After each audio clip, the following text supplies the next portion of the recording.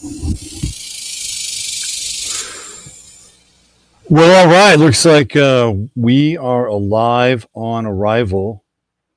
This is Robert Phoenix, broadcasting to you live from the lovely Hill Country here in sultry Texas.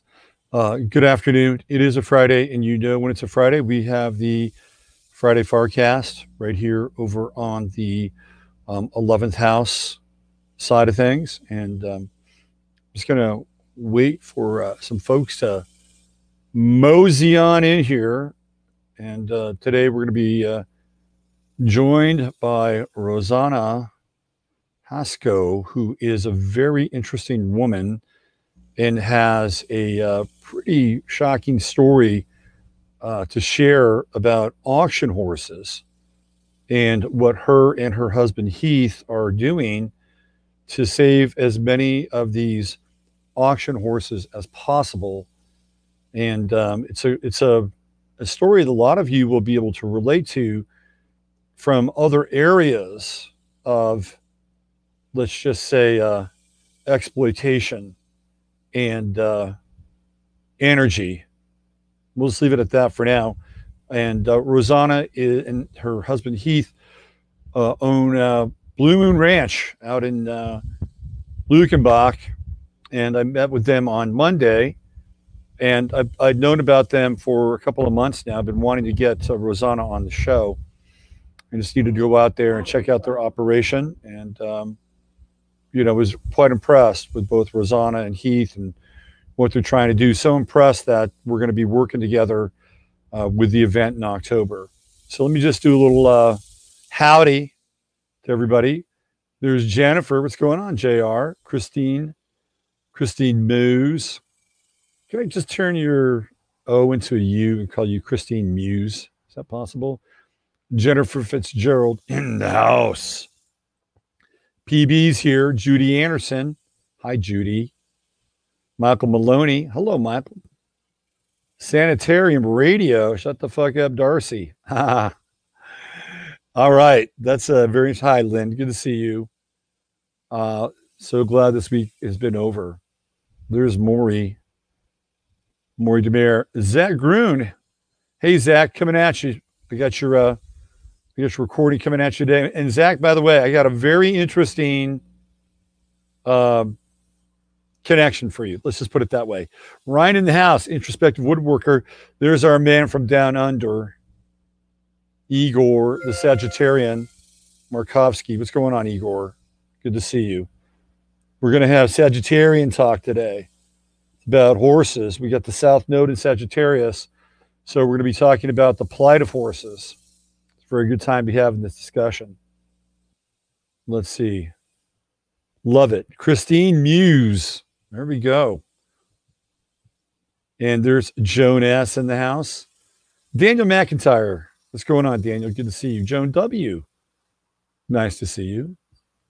Let's see. Anybody else here? I love Sanitarium. I love the name Sanitarium Radio. Shut the fuck up, Darcy. That is like, I don't know what's going on there, but I love it. It's great. It's great. I just hope you're friendly. That's all I care about for the most part. Saw 3 helicopters fly over yesterday. Very random military. Well, you got a place where Daniel is. Daniel is in Oregon, and he's having a summer of fun, hopefully. Igor says, thank you, Brother Robert. God bless you. God bless you right back. And then we have T. Jordan in the house. Robert, any plans for solutions? Oh, that's a good question. Not currently. Not currently. I think solutions is having a little bit of a hiatus of Robert Phoenix. That's my sense. Natasha Lloyd in the house. What's going on? I admit I have not received an email. Right. That's welcome to the list. Hi, Faith. Nice to see you. Hope things are moving well in your life. Moving and grooving as you become the next great American vagabond, the open road. I am friendly. It's just me, Darcy. Oh, okay, Darcy. So Darcy's poking fun at herself. I like that. That's great. We can all do that a little bit. That happened twice a day over here. I live close to Camp Pendleton. Oh, interesting. Very, very interesting. Yeah, there. I think we'll be seeing more of the helicopter dance. Amanda Palmander. Hi, Amanda. Good to see you. Benjamin Hunt. I'm in Oregon, and it's not fun. We're surrounded, and I feel for you, Benjamin. I feel for you, Oregonians, you Washingtonians, Californians. The disease, the virus is spreading, and I'm not talking about coronavirus.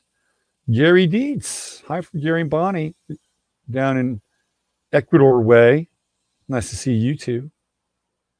And I think we're getting ready. I think we might have some critical mass here. Let's see. Closing is running late due to much COVID.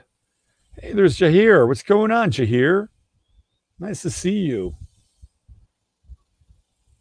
Jahir is a very interesting story. You know, it's really cool. I do a lot of readings with most of you, and I know your stories. And you're all very interesting people. Charles Mazik, what's going on? FYI, the censorship on YouTube is ridiculous. The censorship across the platforms are also ridiculous. Hello, Lisa Marie. Good to see you. And let's see. Are we good? Should we bring Rozanna on here? Why don't I invite Rozanna to come join us? She's waiting patiently to get in here, be a part of the proceedings, so we can have some horse talk today. So let me just line this up. I guess the Democratic convention ended last night. What a bizarre shit show. People in cars, honking their horns, blinking, bringing out the best of Joe Biden that they possibly can, using the absolutely best drugs possible for him to get that acceptance speech across. Kamala Harris looking very different, very, very different than the Kamala Harris that we have come to know and love. Very different looking face. And I don't think it has anything to do with Reconstruction. Let's just put it that way. Emily and I, we mashed up. Just waiting for this thing to send. Come on, you can send this thing. You can do it. Emily and I mashed up last night. We had a really good show. That's going to be on. It's going to be on her channel, and hopefully we get the message sent. Okay, it's going to be on her channel. I think today. I think she's going to put that up today. And boy, it was a really, really busy day for me yesterday. Really busy day. I did the show. I had 3 readings, and then I mashed it up with Emily. I was super exhausted by the end of the day. Holy smokes. I tried emailing you. Might have done something wrong. No, I just, I'm just swimming in emails. So Igor, I'm going to try to dedicate some of this time this weekend to getting back with emails. Colleen Bloomhuff just found me. Well, we just found you as well. How about that? Welcome, Colleen. Good to see you. XCOM Allen, greetings, Earthlings. Greetings back. Klaatu Baratu Niktu, as they would say when greeting another intergalactic member of the family. Klaatu Baratu Niktu. Joe Dimitri in the house. What's going on, Joe? Double V. Hey, Double V. Let's see, Lils is here. From Palm Springs, California, middle of war zone. Who'd ever thought that? Michael Cannon Free. Nice to see you, Michael. Welcome. In Massachusetts, mandatory flu vaccines. Yes, indeed. And as early as 6 months old for daycare. Yeah, the lines in the sand are really being drawn in quite a visible fashion. So you people are going to have to start figuring this thing out and where your line is. Bonnie Willow, I'm no longer getting notifications. How do you link from Gary? Yeah, it's really hit and miss. Very hit and miss. Some people get them, some people don't. I don't know what to say. Equicentric from Georgia, keeping an eye on the hurricanes from the Atlantic. Looks like the Gulf of Mexico is up for next week. There we go. So yeah, go ahead and hit that like button. I'm close to getting 2,000 subscribers on this channel, by the way. So if you haven't subscribed, please do that. I don't know if I get a prize from YouTube, but it'd be great to have 2,000 subscribers. So let's bring her on. Let's get right into this. And let's welcome her. Everybody say hi to Rozanna. There she is. Hey, Rozanna, can you hear me okay? You got to get your volume up there because we can't hear you. Let me see. Are you muted? I don't think you're.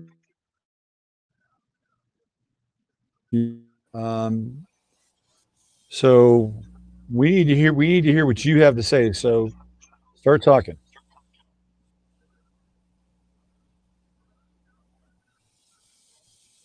Okay, still no volume here. Let's see. What do we got here? We got Mike. No, you're unmuted on my end, Rozanna. Can you hear me okay? Just nod your head if you can hear me. So I don't even think she can hear me. She's going to move around a little bit.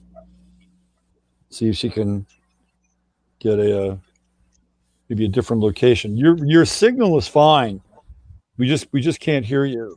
She's going to go outside. Looks like she's sporting a really cool sleeveless horse shirt. I guess I could do a red carpet kind of thing. Now here comes Rozanna Sasko sporting a sleeveless working horse shirt. We haven't seen that look on the red carpet here for quite a while. It's bold, yet it's simple. All right. I may have to communicate with her via text so that we can make sure we get her volumes sorted out, her audio sorted out. Okay. I heard something. Something's happening. Okay. There we go. On, Robert. I got Beautiful. It. Congratulations. Absolute congratulations. Phew. We'll let you get set up there. I know. Okay, are you there? Yeah, I'm here. Loud and clear. And apparently you are too. Can you, as they say, hear me okay? Can you hear me okay? Yeah. You guys got the impromptu tour of my house for a second. So just to let you know, you're coming up a little glitchy. So I don't know if that's with your internet signal or my internet signal, but we're going to try to do a good interview with you, and hopefully people can have a little patience with the glitch. And as long as you can hear my questions and we can communicate, it'll be okay. So how are you today? Okay. You're okay? You're just did you Well, I'm great. How are you? There you go. Come on now, you're a Leo. Right? Yes, sir. You got to affirm that Leo-ness. Wow. So, a little backstory here. We met on Monday for the first time, and I had heard about you through a friend of mine, Kim, here in the Hill Country, who actually got you on the cover of Rock and Vine magazine, which is probably the go-to magazine here in the Hill Country to find out about anything related to food, wine, activities, culture. And so you guys are rock stars, rocking the cover of Rock and Vine. And Kim said, you have got to meet Rozanna because in her words, she's one of us. That's what she said. Oh, She's one of us. So I think that's code, and people kind of know what we're talking about when we hear that she's one of us thing. So I went out on Monday and I met you, and I met your husband Heath, and I met the horses, and we had a great time. And when I heard about your mission from Kim, I thought, well, this is pretty important, and we're going to get to your mission and why you're doing your work. Well, the majority of the reason why. But before we get there, let's find out a little bit more about you and where you came from and how you fell in love with horses and how you stayed in love with horses. Because a lot of times young women fall in love with horses, but then they find men and then the horses get moved to another pasture. But you continued with your love of horses from a young age. So let's talk about your story. okay. So hopefully this comes through. It's not too glitchy. It's probably my internet out here in Lukenbach. It's well, it's interesting out here. It's still the Wild West. So anyway, I guess my love of horses started when I was a little kid. My grandparents, particularly my grandpa, his family had moved to the United States from Sweden, and they settled in Nebraska, where they raised horses for the United States Cavalry. They actually created their own breed at the time, which is unfortunately now it's extinct. So it's getting good. Keep going. Keep anyway, going. So it was called Steel Dust horses that they raised. And anyway, my grandpa never lost his love of horses. And I spent a lot of time with those grandparents, thankfully. So I guess I probably inherited that love of horses from my grandpa. Mm-hmm. And my mom was very into horses as a kid. She had this cool little pony. And then, of course, when I got old enough, my grandpa bought me a really actually ugly acting pony. She was really mean. She was so pretty, though. She looked like my Barbie horse, which was like this Palomino. It's a blonde colored horse with the kind of white mane and tail. Oh my gosh, she was so pretty, but so mean. Anyway, all I wanted to do was ride that pony, and she was not a good kid's pony. So anyway, that being said, I got sent to horse lessons. My mom and dad sent me to any kind of horse lesson that they could pretty much afford. My grandparents helped out too. So that's where it started. When I was 14, I started working at a kids camp and horse-powered ranch in Paso Robles, California. It's still there. The ranch is called Harris Stage Lines. They're still my really great friends. They're sort of like a second set of parents for me. They taught me so much. Anyway, I just couldn't get enough. And I was homeschooled additionally, so I was able to pretty much start working full time from like the age of 14 and continue my schoolwork. That didn't get lacking at all. So anyway, so I worked there, and we would take wagons, or the stagecoach was very popular, of course, and take them around to different events throughout California at the time or area. And the ranch was also only horse powered. So any of the hay fields, my boss, Tom Harris, would actually plow and plant all of the hay with his Belgian draft horses and his old farm equipment. So it was very cool. I got this very cool lifestyle experience from that. And then, of course, that kind of played into rodeo events. Probably to my dad's dismay, I really hated sports because he was really into baseball and softball, and I couldn't stand that. I still can't catch a ball to this day. Okay, but my sports ended up being anything with horses. I didn't care if I could touch them, look at them. It just didn't matter. So anyway, I eventually saved up money from my 4-H project that I worked really hard to market and sell, and I bought my first horse. He was not a rescue horse. He was from an actual breeder in Wyoming. I didn't know about the rescue horses and really any of that at the time. Mm-hmm. So he was a quarter horse. He was fantastic. His name was Skip Long McHugh. I called him Mac for short. And I had him from the time I was 15 He got delivered to me on Halloween, and he was my best trick or treat ever. Anyway, I had him until actually last year, and I think it was just after Thanksgiving. So anyway, that was definitely that was a hard hitting loss. That was like losing a family member when you Yep. have a horse for that long. And the horse was 5 when I got him. I'm a lot older than 15 now. So, yeah, he was an old horse. By the time I lost him, he had one eye. He had an accident that took one eye. He was still great with one eye. It doesn't matter. Anyway, so I guess all of those things combined was definitely sort of my inspiration.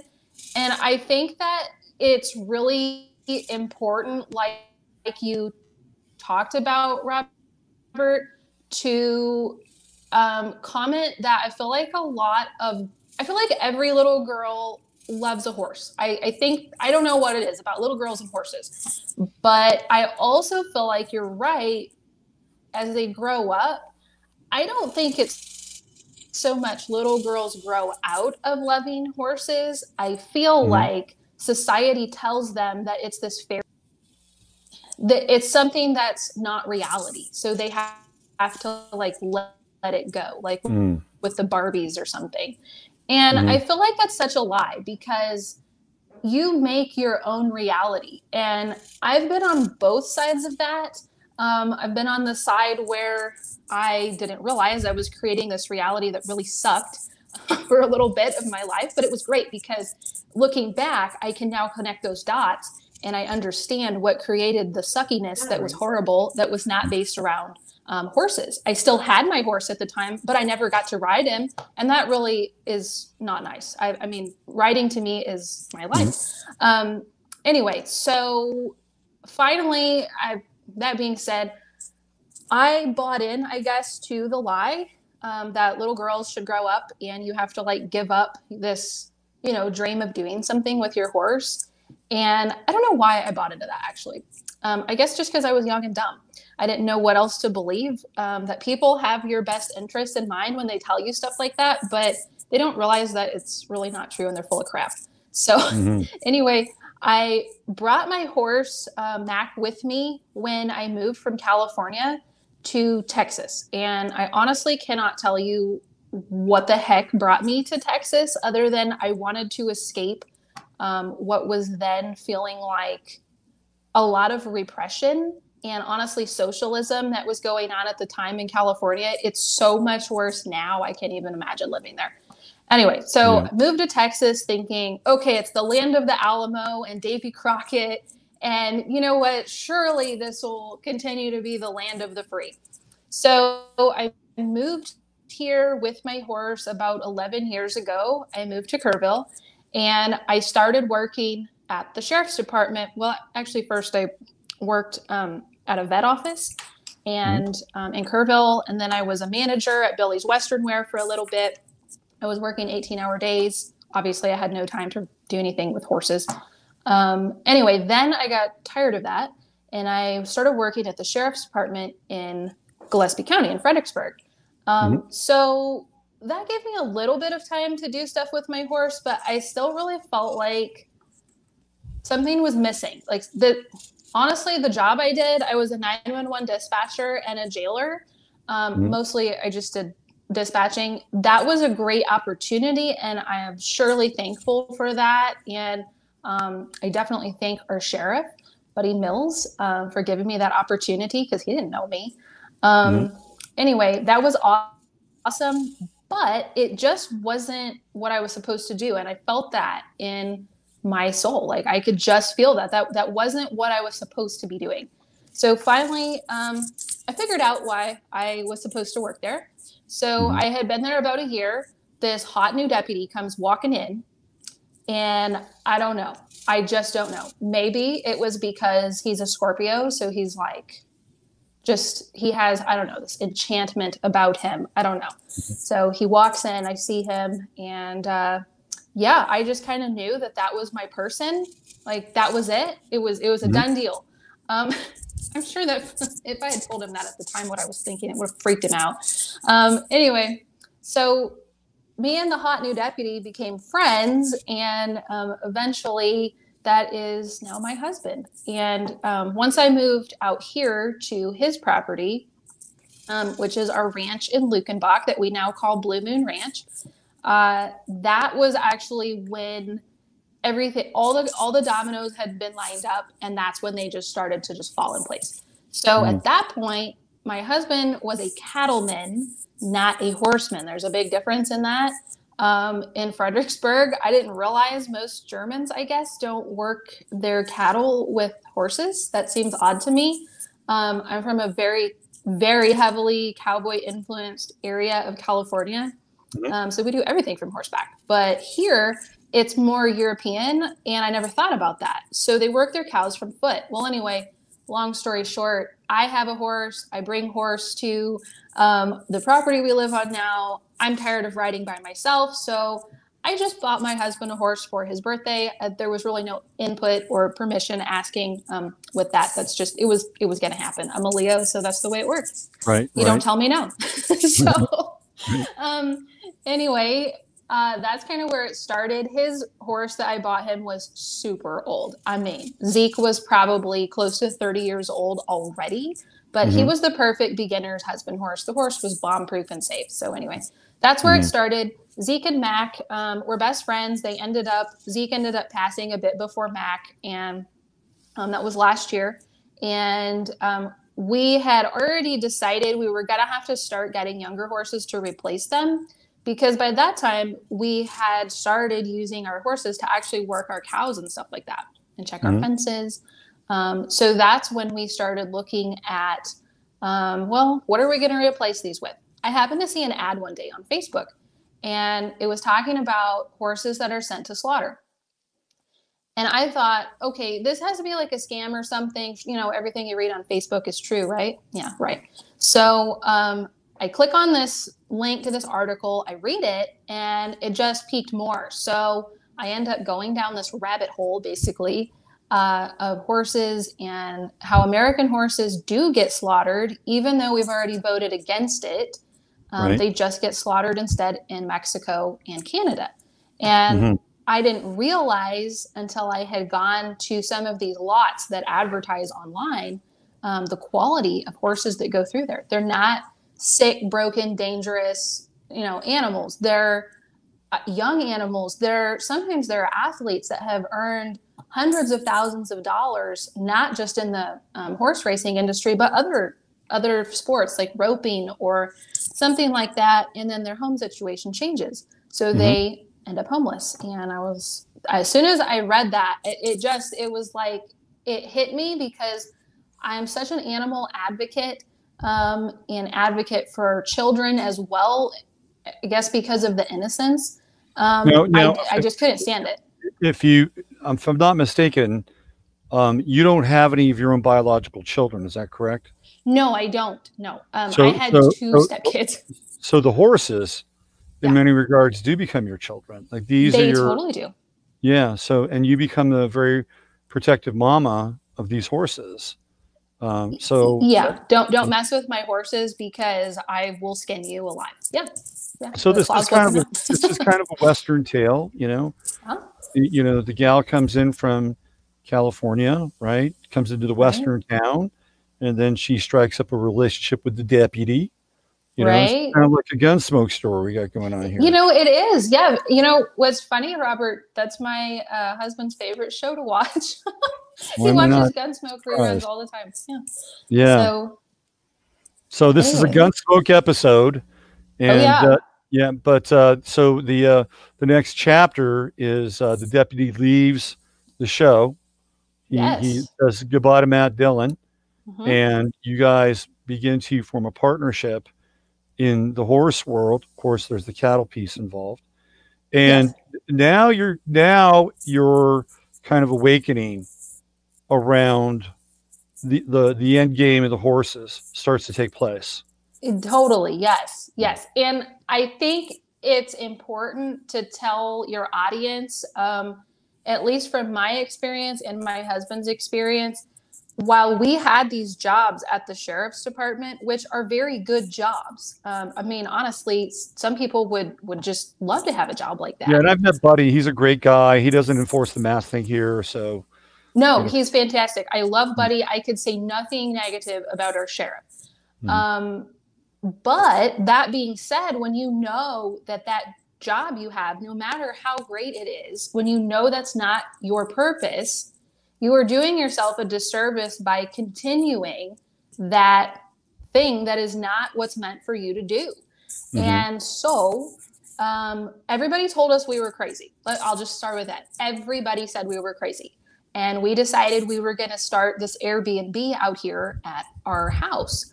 Mhm. So we did that. And I can assure you, I am not a trust fund baby. I was not born with a silver spoon in my mouth, and Mhm. neither is my husband. Um, but I mean, we were lucky enough to have an extra building that we could do something like this with. Mhm. So we start this Airbnb. That's kind of where this started, that gave us the time to do this. We quit our jobs and we had a little money saved up, but not very much at all. Mhm. Honestly, is probably what most people live on in a month. It's probably what we had Right. saved up. And luckily, I mean, of course, Buddy was like, well, if it doesn't work out, you guys can have your jobs back. That was nice. Mhm. Anyway, we were like, nope, we're not gonna we're not gonna go back. We're gonna sink or swim with this. And that's what happened. So we started that. And during all this time, that's kind of when we started planning to replace our old ranch horses. And then that's when I kind of stumbled into this rabbit hole of, oh my God, they do what with horses that, end up unwanted, homeless, whatever. Um, so it was very interesting. And the Airbnb thing has been great for us. But again, it was one of those things that felt like something in life was missing for me. Mhm. And I think my husband too. He is very passionate about, and of course he's a Scorpio, so he didn't want to be on the podcast spotlight today. He cracks me up. But despite that, he is very passionate about sharing this lifestyle with children and children hunting to continue that tradition. Mhm. And I think that's important. And that goes back to your Gunsmoke episode comment, I think, too. It's teaching kids in particular, giving them this chance to have this experience, to see this lifestyle that I think is so much more rewarding and wholesome. And it's actually meaningful than Mhm. what they typically experience. Most kids you think about in a day, what do? They go to school. Now I guess they're wearing masks going to school. Great. And then they're getting, well, my opinion, they're probably getting indoctrinated if they're going to public school. And then when they go home, they're doing homework and then they're playing video games. And that's not a meaningful life. I feel like that's such a disservice for kids. Kids need to be outside playing and looking at nature and, seeing the wonders of our world that's been created, because you can see stuff on a video game, sure, but it's a whole other ball game when you Mhm. experience it for real. Actually, this is interesting. A couple of kids that I've had come out here and Yeah. ride on trail rides with their grandparents or parents, they Yep. will comment to me when they first get out the car, and they're starting to interact with the horses. They'll say,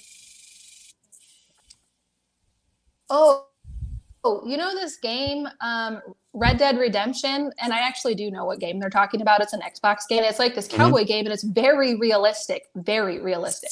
And there's different horses and stuff on there. It's very violent, however, like most video games. Anyway, they start talking to me about, oh, this horse that I, got on this level of this video game and blah, blah, blah.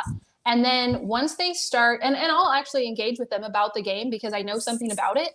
Mhm. They start listening to me, and then they start interacting with this real life horse, which is totally different, obviously, than a video game. And then Mhm. once they get on that horse, it's like, forget Red Dead Redemption. There is no going back. Like, they probably don't even play the game anymore by the time they go home, because it seems so stupid to them this, virtual reality, basically waste of time in comparison to a real interaction with a real live animal. And now they created this bond.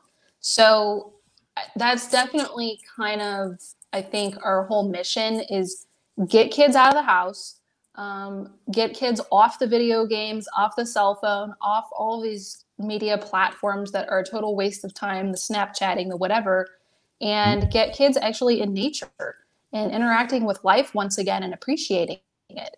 I don't think kids actually have all the time, and it's not really their fault. It's just society. I don't really think they have an understanding of life and death and reality. It's like everything's a virtual reality game and they could just start over. And it's not really like that. Anyway, so so we're very passionate about that. Anyway, so I guess once we started, Marshall Dillon quit the sheriff's department. He retired. And Miss Kitty stopped being a dispatcher. Then we just came out here. It was sink or swim. We swam. I don't think with a Leo or a Scorpio there was any sinking, to be honest. We were gonna, it was gonna work, hell or high water. Yeah.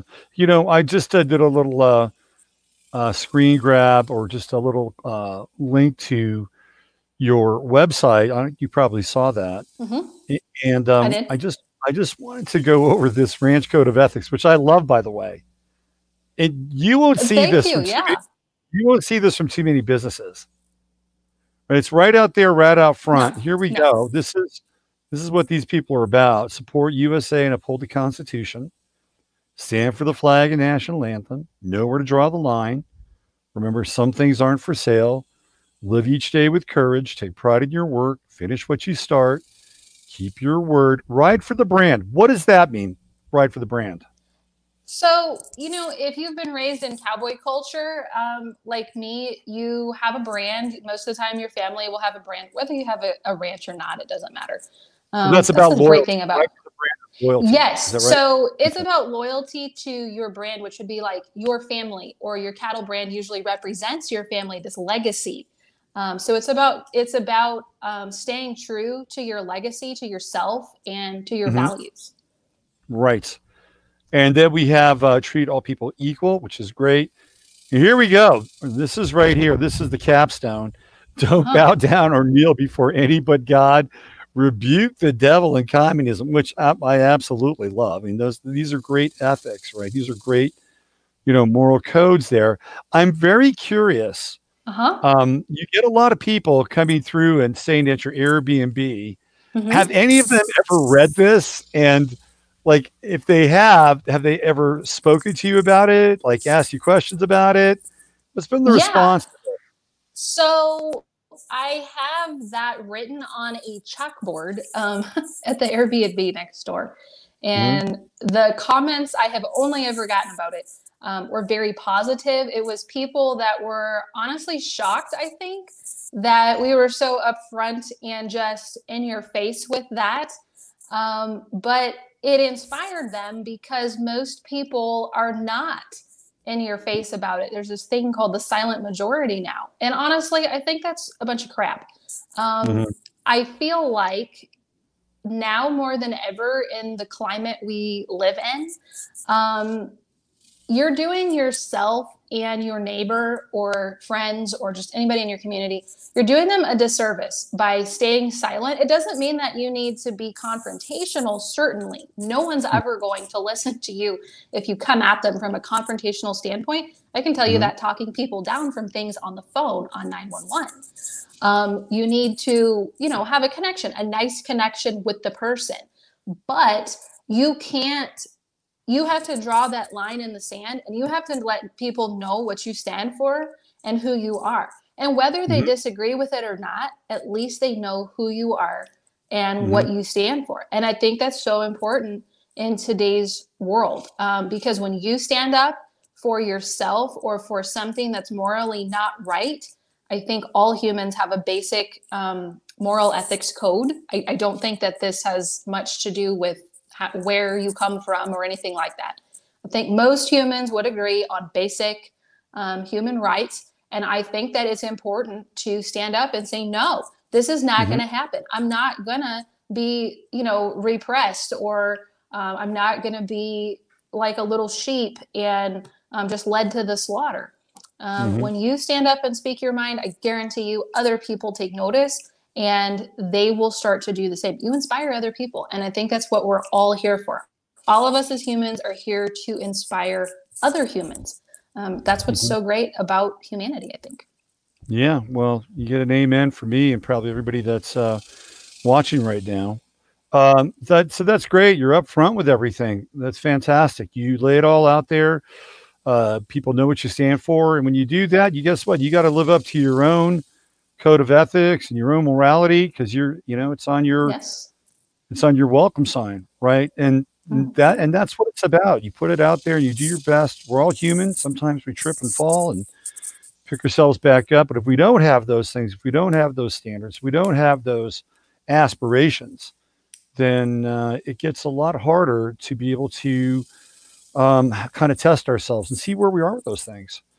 So good for you. Right on. Excellent. Thank you. Let's talk about sort of the hot button issue here, and what really got my attention when I was talking with Kim, and the thing that I don't think a lot of people understand about what goes on with horses. We know that we have horses that are just perfectly good horses. They go to auction, and they don't wind up in the hands of people that will treat them as horses, right? They won't use them for recreation. They won't use them for work. Specifically, they use them as a product. All right. Right. Product. But the dark side of this product is what some people actually do to these horses before they slaughter them. So I'm going to let you basically take the ball and run with that. So I think that's probably what got me really on fire about this. And I realized quickly, I think that's why this is my purpose. Ask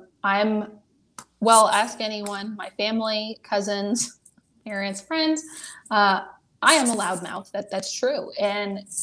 But God made all of us with those characteristics for a reason. And I think that God gave me that loudmouth that's not afraid to talk and lay it all out there for this purpose. I really feel like that's what I'm here for. Animals and children, because animals have no voice unless we give it to them, and neither do children. They have no way to speak out. So for that reason, and I think that was actually a good linking their point at the beginning of this when you said my animals are like my children. That's very true. They are, and you have to give them a voice. So when I found out it's not just that horses are going to slaughter. So let me rewind a bit. So we live on a ranch, okay? And I'm not a vegan. And if anybody out there is a vegan, that is awesome for you. That's just not how I choose to live. But I am also not a hypocrite in this. When we slaughter cows or we go fishing and we catch a fish, we try to give that animal a good death. That is our culture in America, an honorable death. And these horses that are going to slaughter, they're not getting an honorable death. It's actually really sickening. And once I figured out what was going on, it was the straw. I couldn't handle it. It was too much. I even watched a video. I actually watched a video how they slaughter the horses in Mexico. And I am sorry that I watched it on one hand. I can never unsee that. But on the other hand, I'm glad I watched it because it made such a powerful impact. I'll never be able to forget it. So what happens with the horses, like you said, they'll go to auction. And an auction is a normal place to get a horse. Lots of people get horses at auctions. But because we have a free economy, should be, slaughterhouses have what's called kill pens in the United States. They're basically little satellite lots that are located all over, and they're privately owned. So the owners of the kill pens will go to the auctions, bid on the cheapest horses or mid-price horses. They'll probably spend, I'd say a cap would on average be about $700 for a horse. It also adjusts according to market prices.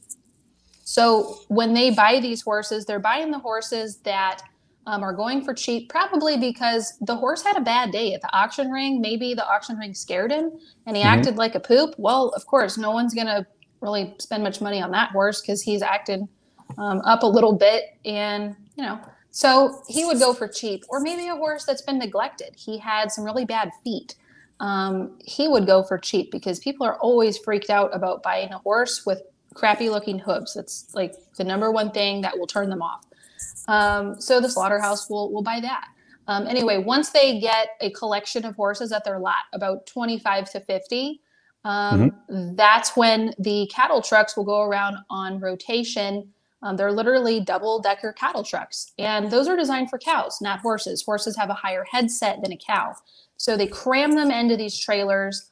They have no food or water once they get in the trailer. And a lot of times the trip is 24 hours to Mexico or Canada. Let's not leave Canada out of this. The more southern states will go to Mexico, more northern states go to Canada with the horses. Canadians actually eat the horses because they are somewhat French influenced. Mexico doesn't typically eat the horses that I'm aware of. Anyway, so once the horses get shipped, and like I said, they go over 24 hours a lot without food or water. They're crammed in this trailer. They can't raise their head. They're freaked out. If an older horse were to stumble and fall, or a baby horse, they'll sometimes get trampled in the trailer because they're just jammed in there like sardines. They can't get up.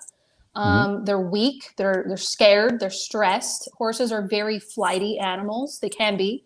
That's their nature. That's their survival skill. So they're not always as compliant as cows either. Cows can be a little calmer to transport. Anyway, once the horses arrive at their location, I'll specifically talk about Mexico because I think that's the most heinous place to slaughter them and the method that they use. Once they arrive in Mexico, well, at that point, they're offloaded from the trailer and they're put in these little pens where, of course, they're all freaked out. Now, horses have an incredible sense of smell, much, much different than a cow.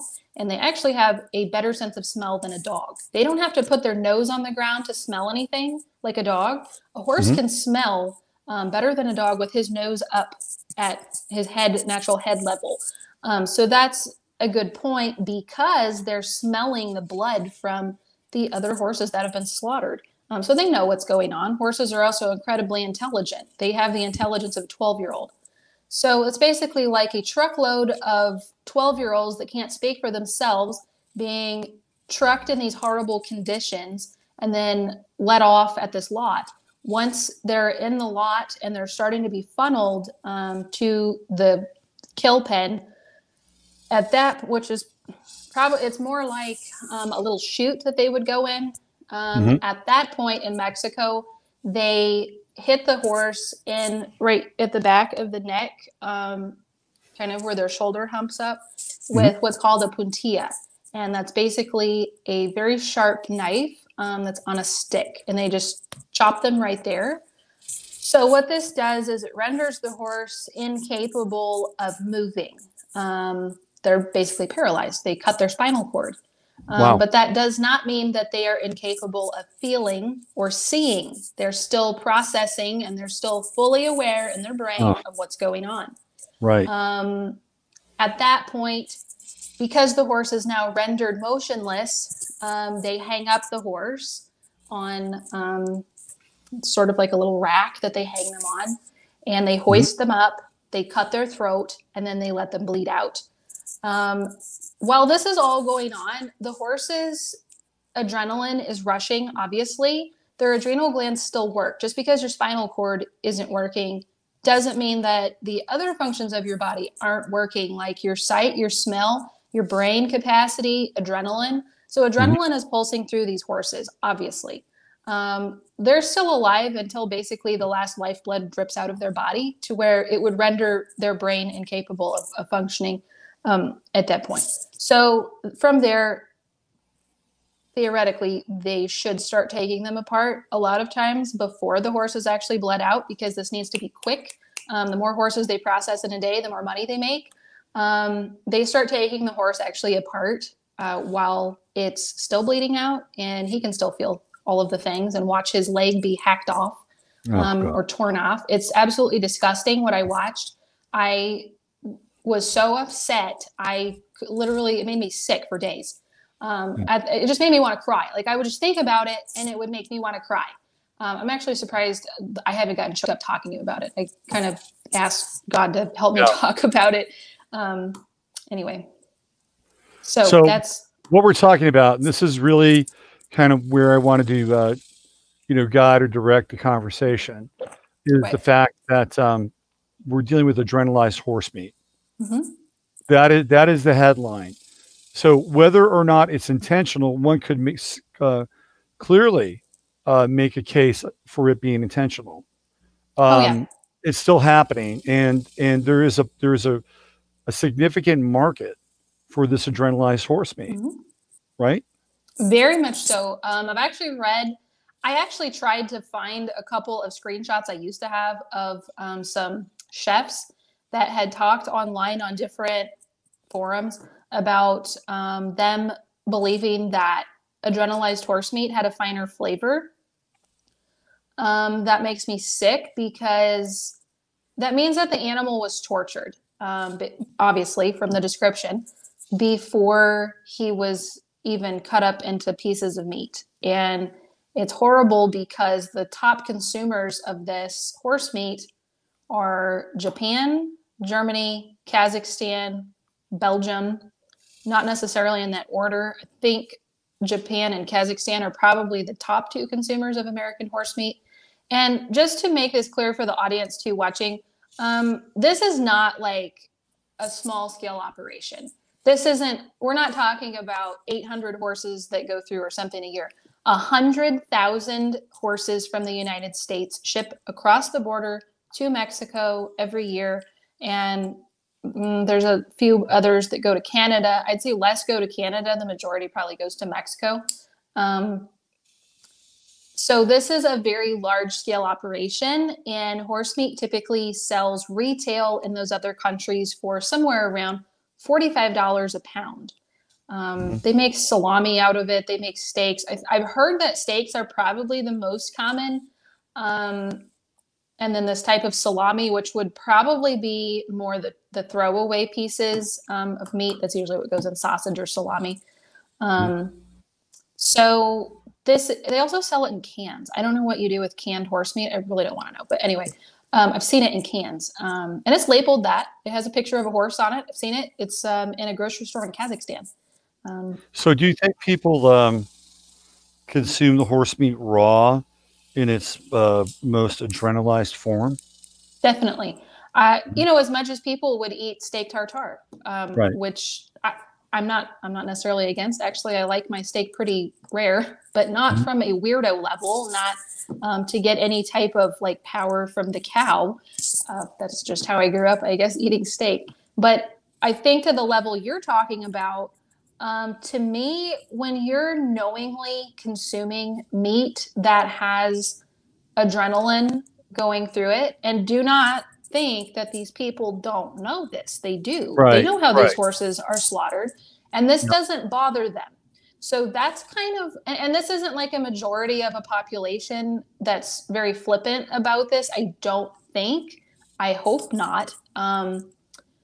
I think this is a small population that's actually aware of it, that is okay with it, but that concerns me because, like we talked about earlier, I think all humans sort of have this basic compassion and moral. Not all humans. I think I'd put an asterisk with that, but I'd say not all humans, but I think the majority of us are good.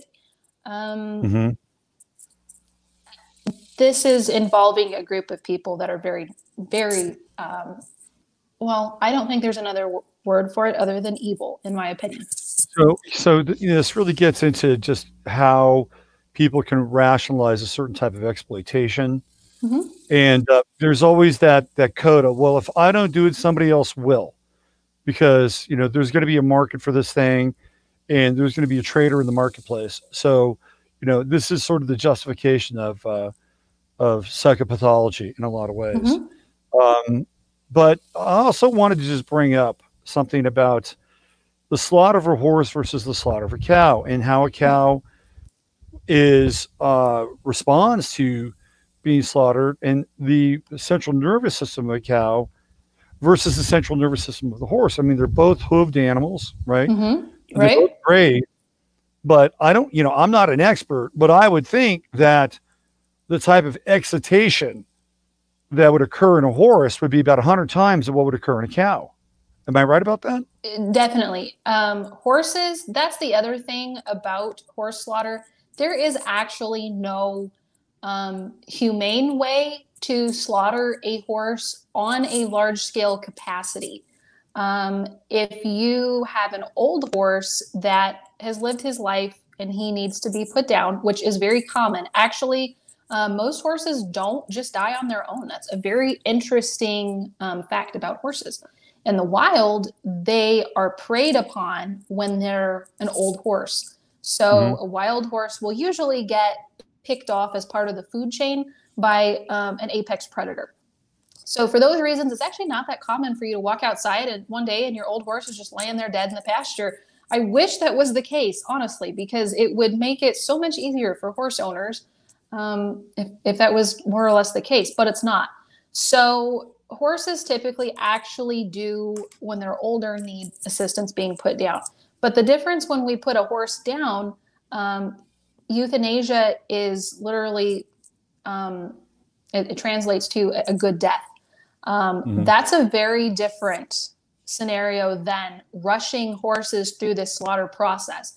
They're freaked out, they're scared. Horses are very sensitive about what's around their ears, their head, their eyes. They know that that's sort of a very vulnerable spot on their body. So they're very, very sensitive about that. That's why horses are often head shy, which means when you go to put your hand up to them, they'll kind of shy away if they don't know you. Right. So that being said, that's why there's no really humane way to slaughter a horse. You can't just shoot them in the head because they're going to shy away from the gun barrel being put towards their head. There's another method that they put horses down. This one's used more in Canada. It's sort of like a bolt gun, and that's actually very common for cows to be slaughtered for beef. It's sort of like a little rod that comes out of this device that's very much like a pistol, and it's driven with a lot of force. So when they put this thing near a horse's head to try and drive it through their skull, the horse is shying away. He's moving his head around. These facilities really aren't actually made to house horses for this purpose. They're made for cows. This doesn't work. Obviously, horses are made way different than a cow. So a lot of times when they do this and they try and render the horse senseless with this rod, it totally misses the brain. A horse brain is actually very hard to hit because of how it sort of is in the horse skull. They miss the brain. They just punch the horse through the head with this bolt, and it's absolutely awful. So it doesn't do anything except it just stunned the horse and kind of like knocked them in the head. They still feel everything. They're still very much alive. The difference with a cow is that they use that type of gun to slaughter a cow. I've seen it happen actually at a college. Sure. And it was actually humane. You could tell that that process was very well thought out for a cow, and the cow honestly wasn't really all that freaked out.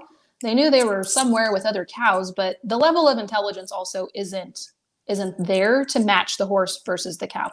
If you've ever worked cows, you would know what I'm talking about. They're wildly frustrating. Yeah. You know, Ralph brings up a pretty interesting point here.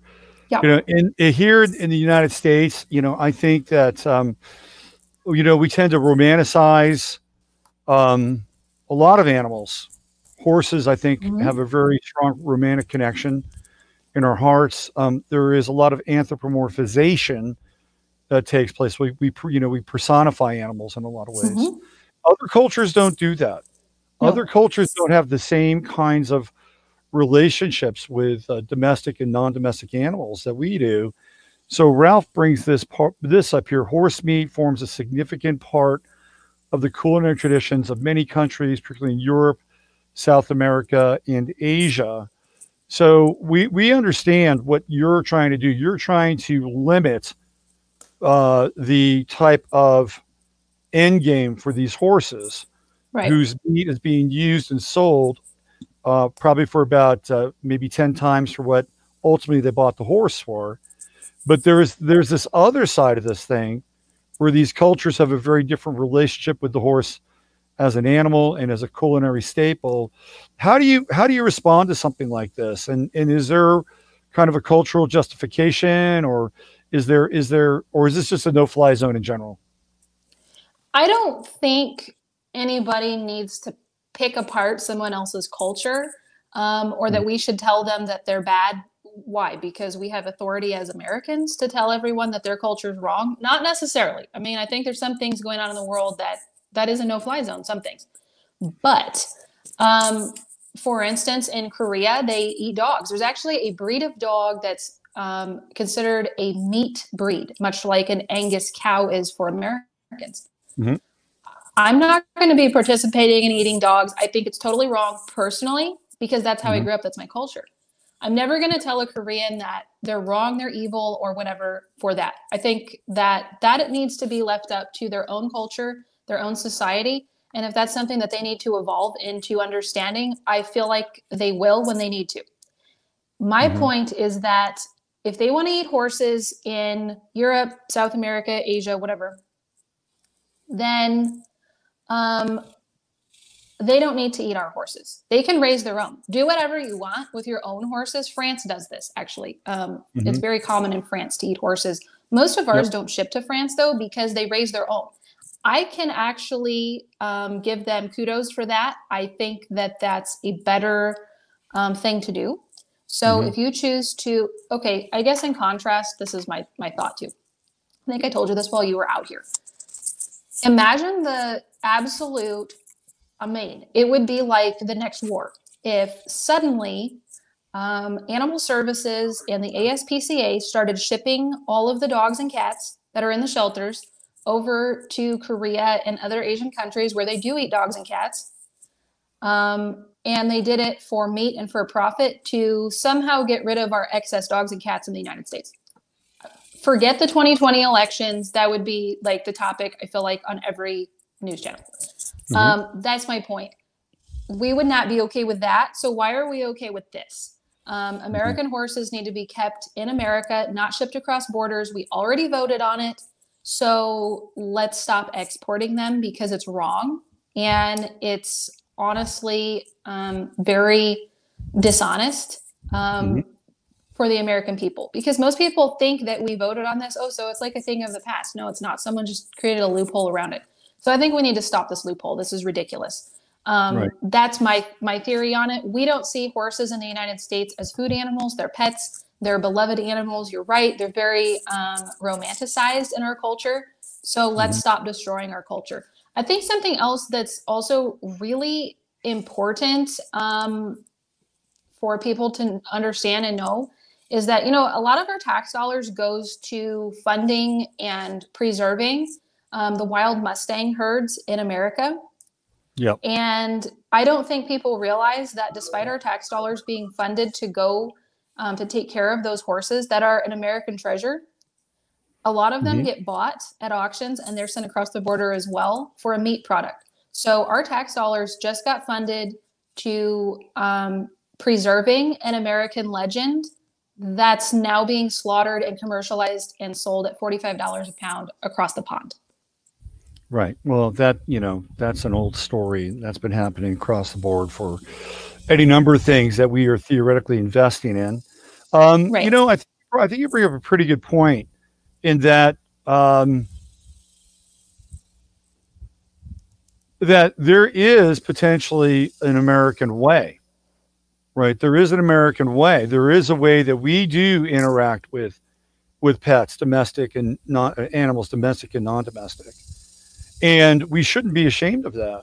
No. And if anything, that's something that, we really need to support, and not be shamed by, the rest of the world or, and I'm not saying that what Ralph has brought up isn't significant. I think it is for those cultures. Right. Yes. Yes. That's part of their culture, and that's okay. There's nothing wrong with us right. or for us to say we don't stand for that, or we stand for this, and these are the things that we do support, and these are how we treat our animals in this way.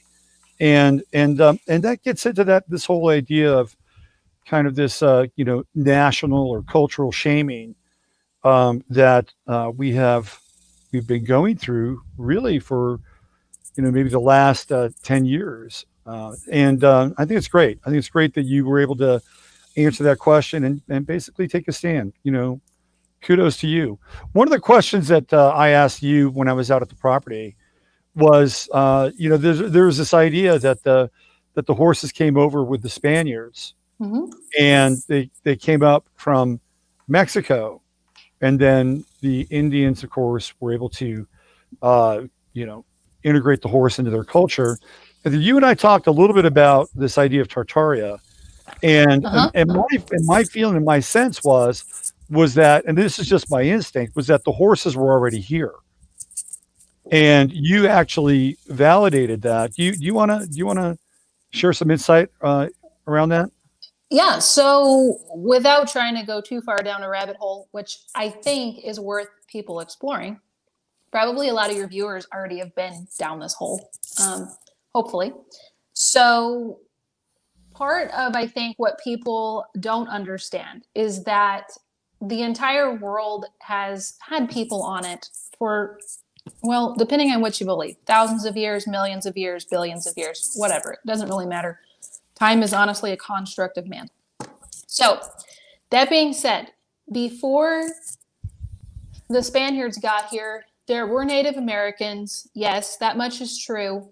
And there is actually evidence, if you research it a bit, that horses existed on the North American continent at some point, probably for a really long time, before the Spaniards brought horses back. Now, that being said, it appeared that there was something that happened historically. Maybe it was a disease that took out the horses. Maybe it was a famine, and that created this need to actually use them as a food item when you're starving. Well, that's the way it is.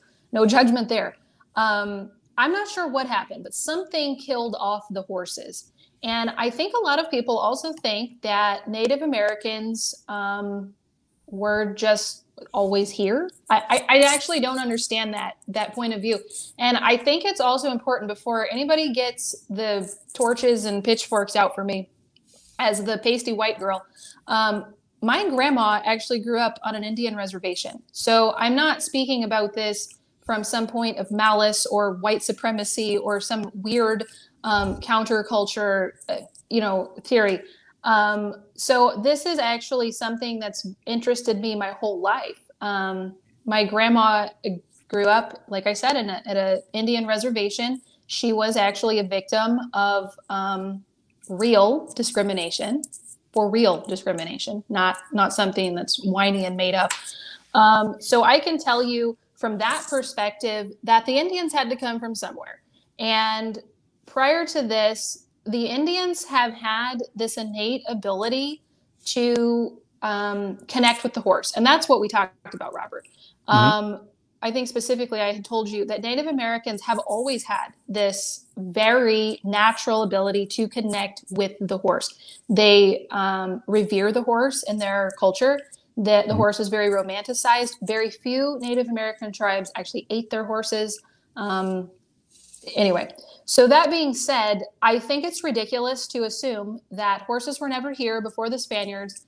The Spaniards bring these horses, and the Native Americans decide, this is a cool animal. I think it would be more handy than my dog, so I'm going to go ahead and steal him. And then suddenly they have this just like almost a magical innate ability to connect with the horse. Yeah, right. I'm not buying that. So that ability to connect with that horse had to come from somewhere. That was obviously a very genetic inherited trait, to be able to just connect with the horse in the way that the Indians did. The Spaniards did not teach the Native Americans a whole lot about horsemanship. They were more interested in making the Native Americans basically their slaves. building their missions and so on. I come from the land of missions, so I could tell you a lot about that. And if you Yeah. didn't comply, you got your left arm cut off, Yeah. or something horrible. So Yeah. You know, when they were yeah, burning this, when they were tearing the statues down and they tore down Junipero Serra, I didn't shed a tear. You know, that no, guy was no. he was horrible. Yes, I agree. He was absolutely horrible. I do think, though, it's important on that topic. I know it's a bit off of our horsemanship topic, but I do think it's important for us not to um, take away our history, despite some of it being ugly. Yeah, no, I Because agree. I agree. I just think what I know, what how he treated you know, the tribes in California was oh, it was pretty horrible. pretty atrocious. But you're It right. was I would agree. absolutely I would horrible. agree with you. But you know, I think that said, that if there's going to be a statue of Junipero Serra, that should be part of the story, and not the Yes. glorification of the creation of the mission system. No, Right. no. That's the other side of it. And so it's like, let's look at this guy and say, well, you know, do we really want this to happen again? The answer to that would be no. Ralph brings up a really interesting point. Ralph is scoring today on the Yeah, he comments. is. Yeah. The now extinct Hagerman horse of Idaho, about the size of modern day large pony, is one example of an indigenous New World horse species. Are you familiar with the Hagerman horse by any I've chance? heard a little bit about this Hagerman horse. Hmm. That's kind of also what we talked about while you were here. Hmm. There were indigenous horse species. They weren't near as big as maybe our modern day horses that probably mostly do stem from the Spanish stock that were stolen Hmm. by the Indians. But something happened because there were other breeds besides the Hagerman horse. I don't remember what they were all called. They were mostly pony size that I'm aware of. I would say more or less like an Icelandic horse, or maybe even some of the Mongolian horses. I think they probably looked a little bit more similar to those. It seemed like by the time the Spanish brought horses back to North America, the Indians were very, very interested in spotted horses, like an Appaloosa, or paint horses. So they have a mostly white body and then colors, these big splashes of colors as spots. It seemed like that probably was new here. And I think that might have been history making for the Native Americans because they believed those horses had sacred powers since they had never seen these colorations before. So I Right. think there were Interesting. some new things that were brought in. And culturally, I could see where they would think of these things as something sacred because it's new and it's like history making. I've never seen it before, so clearly it must have magical powers. I'm not also taking away from that belief system. I actually am somewhat superstitious with a few things. So yeah, I could see where they would believe that certainly. Anyway, but yes, there were indigenous horses here before. There's lots and lots and lots of evidence of horses here before. They were used for moving the nomadic tribes. They were very, very important in tribal life for nomadic people. And people Hmm. were nomadic then because we didn't have air conditioning and heating and all of these things. So they had to be nomadic to go where the food was, where the better weather was in the wintertime. And then wherever they were wintering over, that probably was going to be a really awful spot to spend summer. And so Hmm. then they would use the horses to move to a little bit better summer location. Speaking of locations, let's Hmm. show people some photos of the horses and trail rides and all that good stuff. All right. So the first picture I have lined up here is to give you a visual of Miss Kitty and the deputy sheriff. So here we go. Oh So yeah, yeah. That's Miss Kitty and the deputy. Uh huh. Yeah. yeah, and so this is your husband. That's Heath, correct? Yes, that's Heath. That's him. Hmm. The one and Yep. only, the legend, the man, the myth, the legend. And is this on your property or is this part of the trail ride? Both. That is on the property and part of the trail ride. That's in the back pasture. Hmm. I would say that's probably about a third of the way through our trail ride. Our trail ride is 3.5 miles. It is all on our property. We do not ever leave our property. So yeah, that's about a third of the way through. It's actually probably one of my favorite spots for pictures because it's always really peaceful back there. And those I feel like are probably the biggest, healthiest oak trees that are kind of back there on the property. Mm-hmm. Um, okay, let's have a few more of these, shall we? All right, let's see it. Okay, so let's go a little stop share here. And how long is the trail ride? So that's kind of a hard question to answer. It depends, of course, on how many guests come along on the trail ride. I have a maximum of 6 guest riders. That does not include myself or Heath. So that adds a little bit of time and then skill levels of riders. If we have kids that need a little bit of help, maybe younger kids sometimes. And also how the horses are feeling. Some days they're really spicy and they are just booking it on that trail. And then other days they're dragging their feet and it almost seems like they enjoy their riders so much that they like don't want the trail ride to end. So here's a So that's romantic at the moment. tank. Right here's a romantic moment right here. Yes. Couple holding hands. Right? Yes. So I have a story about that couple. They rode with me just the other day. They just got married. I guess they got married about 4 months ago. Mm-hmm. They had planned a 600-person wedding. And of course, with the current events of the world, that squashed that dream. So Mm-hmm. they had a backyard wedding. Their honeymoon got canceled in Cancun, where they were going to do horseback riding on the beach. And they thought, well, the next best thing will come to Fredericksburg because it was within driving distance of their house. And oh my gosh, there's horseback riding in Fredericksburg. We have to do it. So they booked online. I didn't know any of the story, of course, until we started riding along on the trail. Right. And I told them, all right, you guys need honeymoon pictures. This is ridiculous that you guys had to cancel your travel. So I made them stay over there. And I went on the other side of the pond. That's a big pond. Mm-hmm.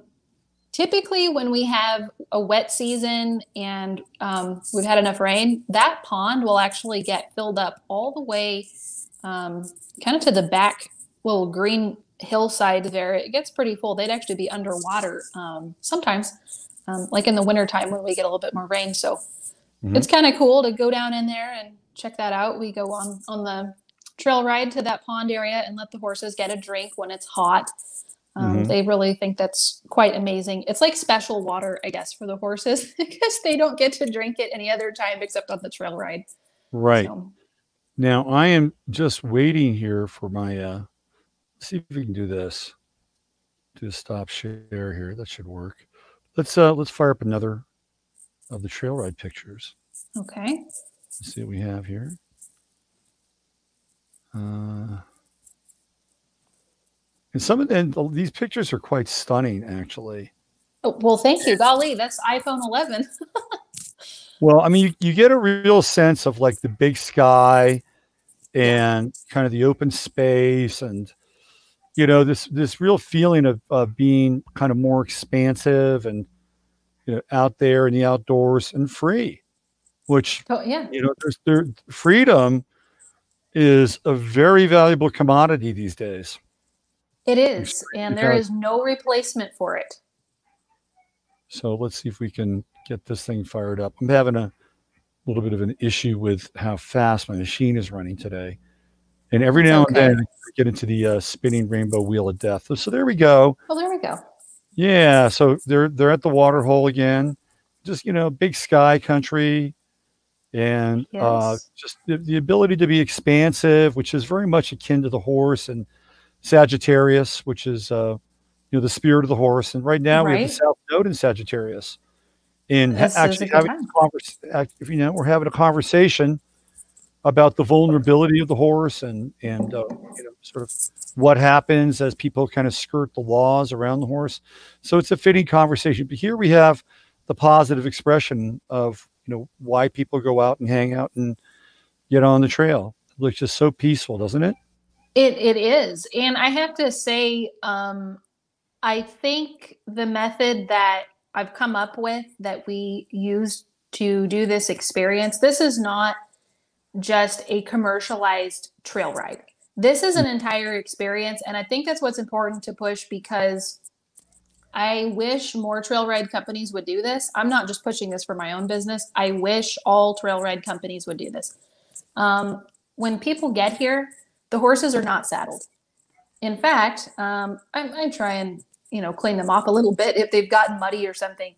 But it's important for guests to be able to pick up a brush and go and brush your horse and actually connect and bond with that horse that you're going to be riding for the day.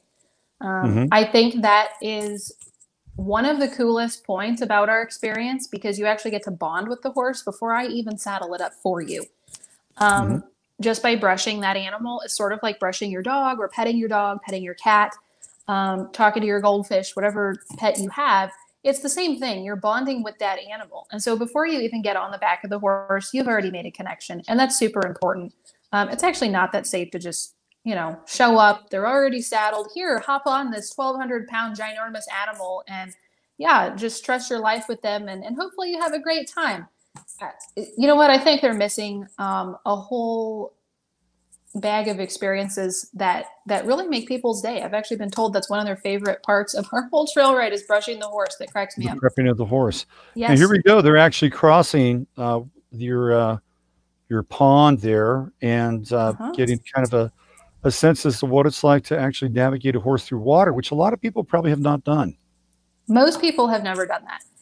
When it's safe enough, of course, it's not too deep, then we will cross the water on the horses. And I try and give people that experience as much as I can, unless it's too deep, of course. But that's such a cool experience. Little kids love that. Our horses love it. They think it's fun. They splash in the water. Sometimes they sort of kind of dig in the water with their front hoof and splash back and forth. And it makes people, you can see their smile from ear to ear. It just lights up their life. And the horse is doing what he loves to do or she loves to do too. So it's awesome to see people connecting with a horse like that really otherwise probably don't get to have a connection like that. That's so real, so uncommercialized, and so raw. Right. Let's bring up a couple other photos. I think we have a few more to share. Let's see.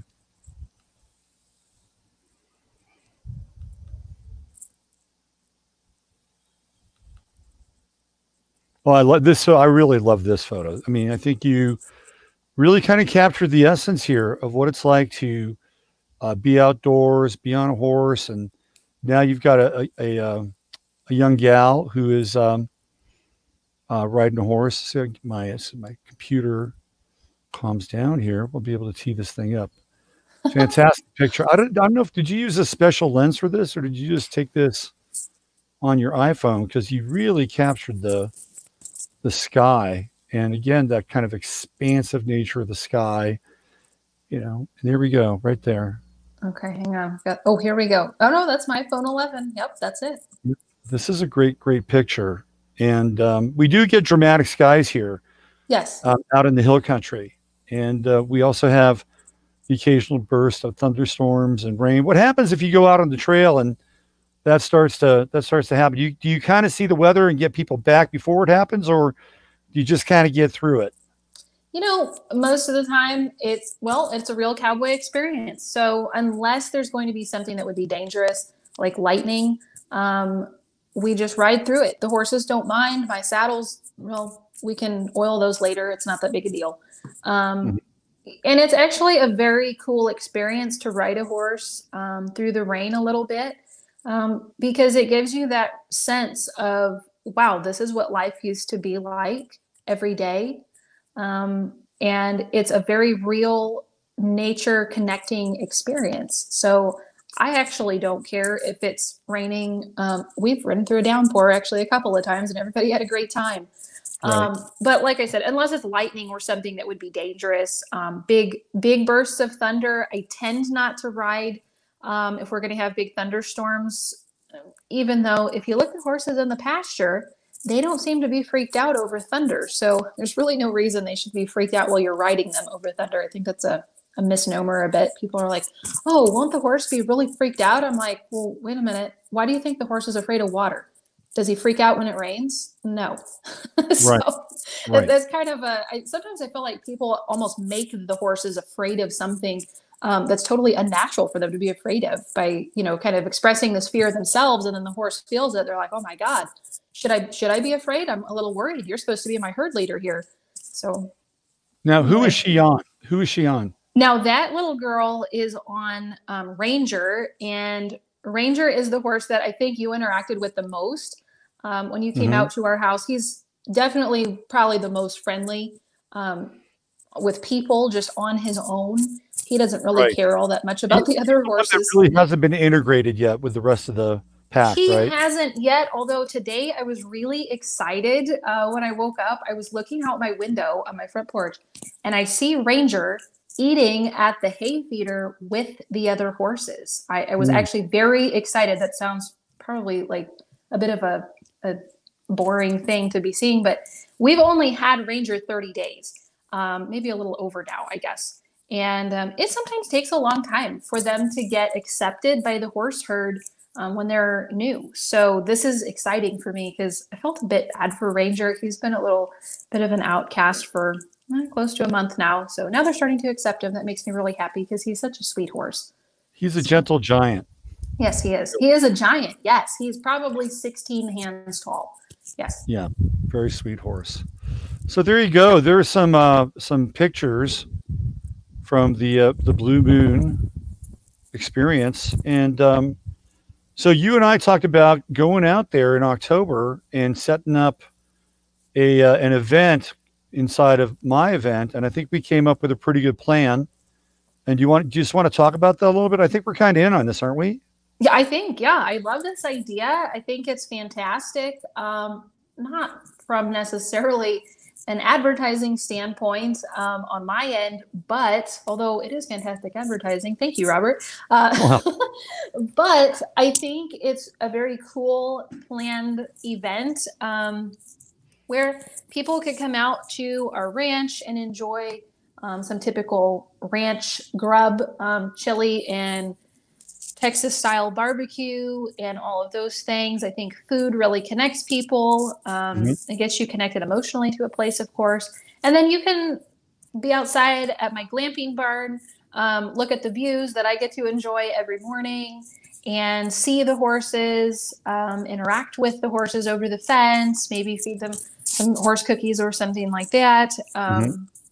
I think it's a very cool thing. Also, we talked about doing some type of skeet shooting, and that really excites me because I think it is so important for people to understand the connection between being self-sufficient, which goes along with being a horseman. You have to be self-sufficient to be a horseman. You cannot be a weakling, so to speak, if you're going to be a horseman. That's just not going to work. Your horse depends on you to be the herd leader.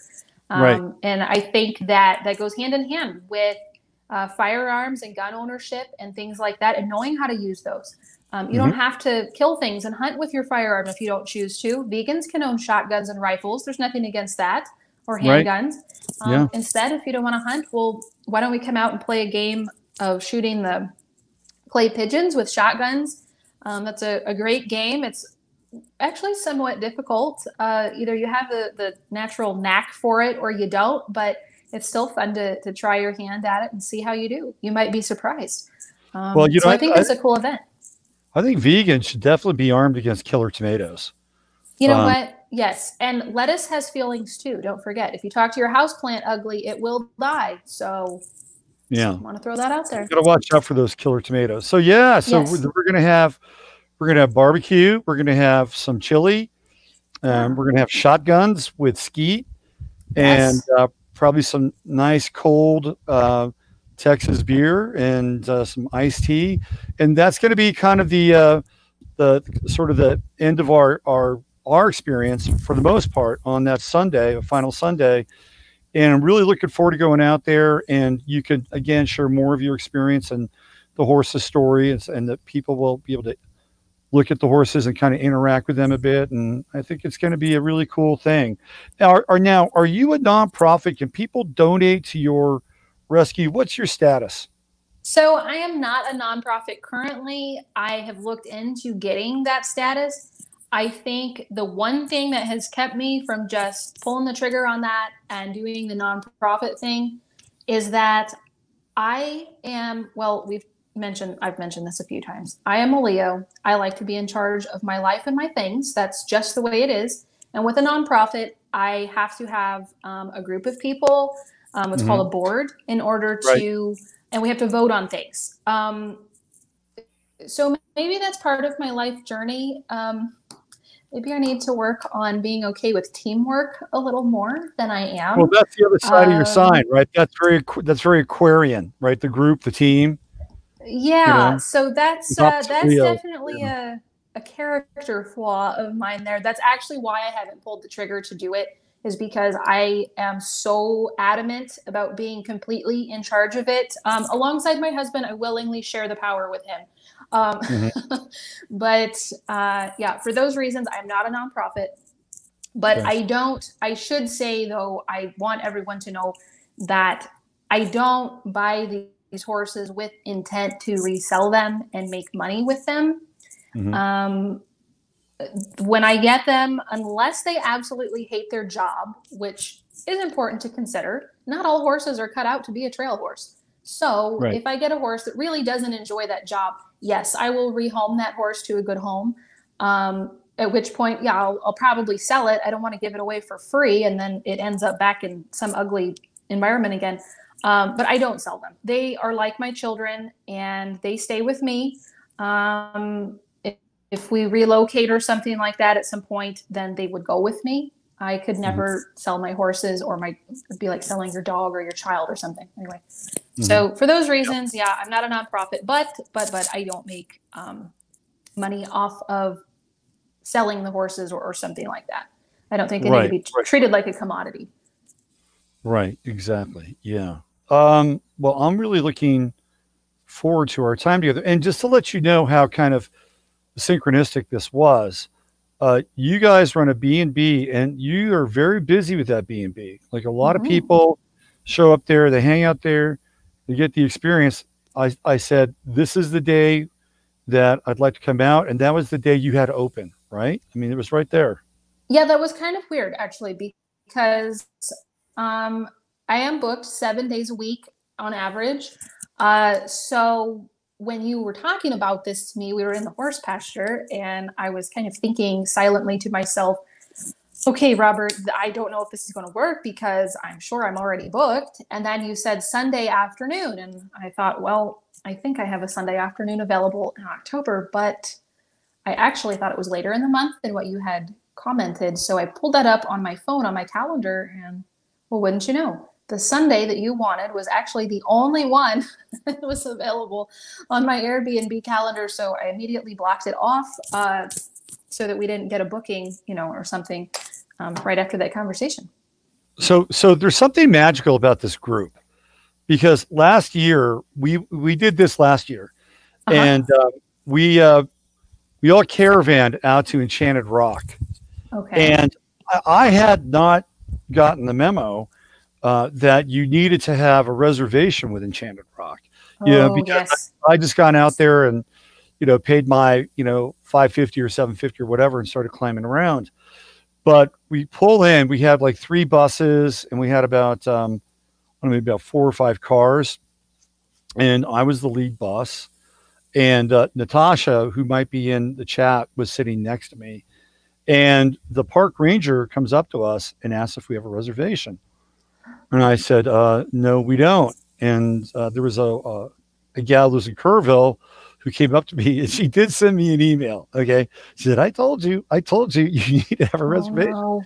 So I said, well, I guess we could come back later. Or, yeah. And all of a sudden, the guy got on his phone without even any cajoling or just got on his phone. He checked in with the little office in there and said, hey, can we take these people? And he said, well, how many do you have? I said, I think we got about 55, 60 people here. And then he called it in. And then he said, go on in. Oh, And it my was like, gosh. there we go. I mean, how often does that happen?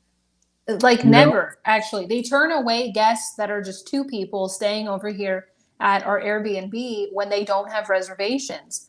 Yeah. Actually, that happens a lot. I've had that comment from my guests a few times. They didn't know that they had to have a reservation, and I'm thinking it's only 2 people. Are you kidding me? But no, Yeah. they will turn away just 2, not 55, people Yeah. even. It was like, So, and everybody in the bus was kind of giddy at that point. Like, well, what did you yeah, say? What did you say? And I could talk and be streak. I didn't say anything. Like I right. had nothing to do with that moment except just keep my mouth shut. That's all Oh I my did. gosh. Yeah. And so here we go. The magic is already happening again. It And is. The stars are aligned. It's meant to be. and that's going to be a full moon weekend. That's going to be a real true harvest moon. And it's going to Uh-huh. be happening on Saturday and of course on Sunday. And hopefully we get good weather. But even with you, the contingency plan is, hey, you got a covered space. We can still hang out and rain or shine. We're headed to the Blue Moon Ranch on that Sunday. We'll figure it out. It's not a big deal. If we have to jam pack people in the outdoor big area of the barn, that's fine. Some can be in the barn. And we also have a big hay barn that's on a different location of the property. We'll figure it out. It's not a big deal. Yeah, absolutely. I just noticed that we've had 105 people watching the live stream, and this Woohoo. a bit of a departure from our normal kind of content. Although we did get into some heavy material, and I got to tell you, when the heavy material was happening, I could see the live stream start to drop down. It was like, okay, this is a little heavy for me, but we pumped it Right. back up again. But a lot of times, I always have guests on Friday as much as I can, and we go down some pretty intense rabbit holes. We've Right. got the gang stalking and kind of electronic surveillance and some pretty heavy places. And today was just a very positive show. And I would love for anybody that watches this show today, pass this along. I mean, this is a success story. These are 2 people who have followed their dream. They've got principles, they've got ideals, they've got morals, they've got heart. Okay. So this is an inspirational video that I think as many people should watch as they could possibly watch. And hopefully they can get out there and go visit you. But just above and beyond that, there's a great story in here. So hit the like button, pass it along, and drop Rozanna and Heath a line. So there you go. And now I've lost audio there. You're back. You're back, Robert. Okay, good. So any final thoughts or feelings you want to share, Rozanna, before we sign off here? Well, you know what? I think quickly before we sign off, I think that everybody that watches this today, I think the whole message behind me sharing our story, my husband and I's story, is that if you have a dream, it doesn't have to be horses. That's my dream. But if you have a dream, and it doesn't matter how far-fetched you think it might be, how much outside of reality you might have been told it is, it's not. Your life is what you make it, and God put everybody here for a reason and for a purpose. So my purpose is to share horses and rescue them with other people and connect that with children and kind of make this whole I feel like an impact in the new society that we're raising right now Mhm. through kids in particular. I'm very passionate about that. So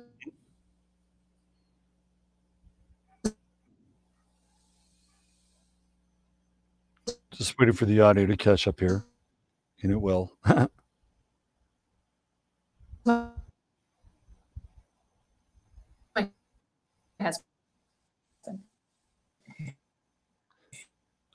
So Rosanna, we just missed the end of your. anyway, I think it's really important for one to follow their dream.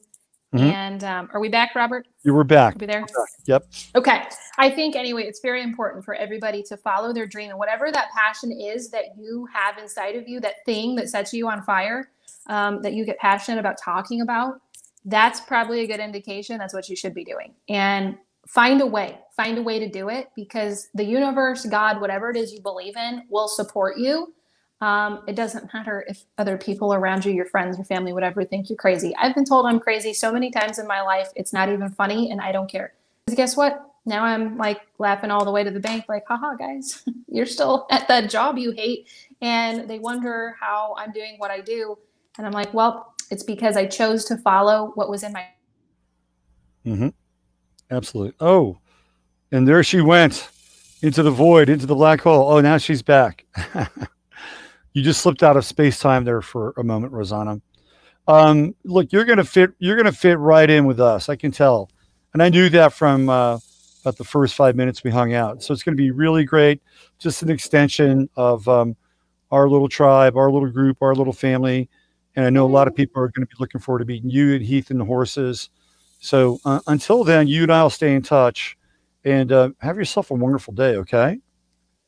Well, thank you. You too, Robert. And thank you guys, everybody that was watching. Please remember to hit the like button for Robert and subscribe to his channel. It's a fantastic channel.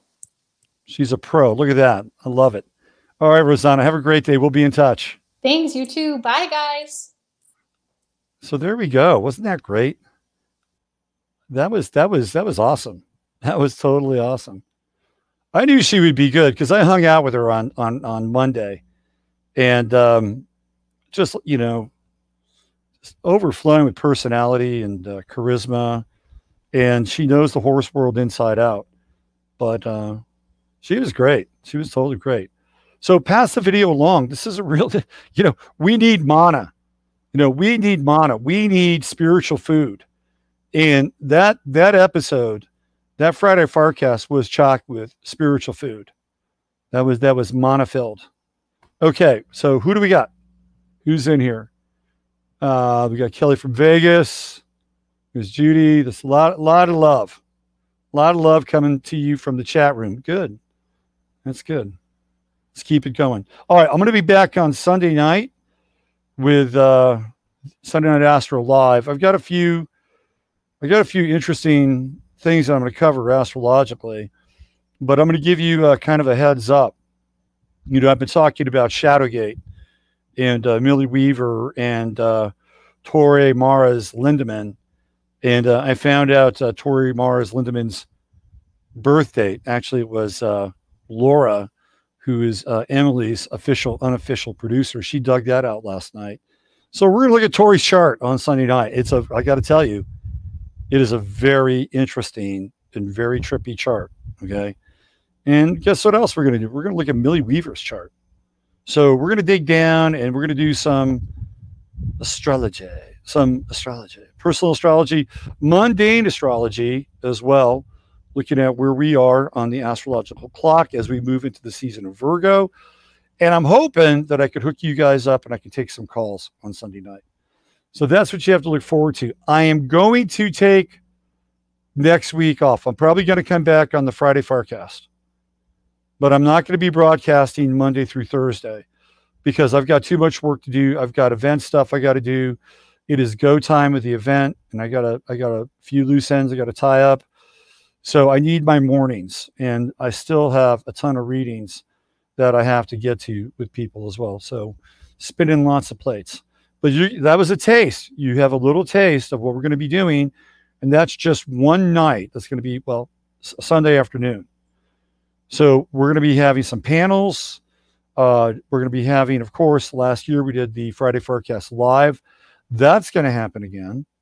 I'm going to be presenting this year Masaki Miyagawa, Pyramid Power from around the world, global pyramid power. He's going to be presenting. We're going to be doing a live Matrix Mash in the form of a panel with myself, Emily, Masaki, and another person who I just have to commit to. And I've got a few other kind of things along the way that I'm hoping to bring into our intellectual side of things on Saturday. The experiential side of things on Saturday night, we're going to have DJ Masaki, and I believe Hope Easton's going to be here. And she's going to play some marvelous music on her cello. And I got a special Friday night event, which I cannot tell you about as of yet. So it's all coming together, and I hope as many of you can make it out here as possible. That's going to be the first weekend of October. News on my website today. Last year's group, you got the link sent to you. The people who subscribed to the channel and you've actually supported the channel, you get the link today, and then everything else goes up tomorrow on the website. Okay? There you go. Chatlandia, love you. Use your head in order to discern what's real. Your heart to say what's possible. I'm Robert Phoenix. I'll be back Sunday night Astro Live. Taking the week off. Be back on Friday with the Friday FARcast, and then we crank it back up again. Have a great week, everybody. Have a great weekend, everybody. We'll see you on Sunday night. Bye for now.